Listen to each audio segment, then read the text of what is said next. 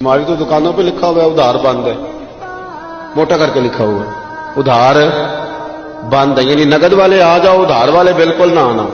تو ادھار کون لیتا ہے؟ امیر آدمی۔ اور بھائی سنیں، ادھار کون لیتا ہے؟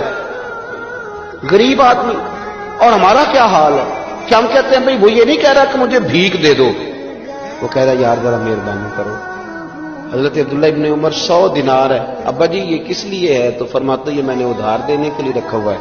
حضور کیا مطلب؟ فرمایا میرے نبی پاک علیہ السلام نے فرمایا ہے کہ کسی بندے کو تم نے اگر قرض لینا ہو نا تو وہ غریب ہو تو اس پر تم آسانی کرنا، اور جتنے پیسے تم نے لینے ہوئے اگر وہ تنگ دست ہو تو آسانی کرنا۔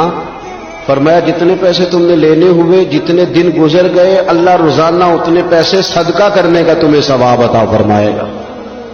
تو میں نے یہ غریبوں کی مدد کے لیے رکھے ہوئے ہیں۔ کوئی غریب لے جاتا ہے اپنا کام چلا لیتا ہے، پھر وہ واپس کر دیتا ہے تو میں کسی نئے کو دے دیتا ہوں، تو اپنا کام چلا لیتا ہے۔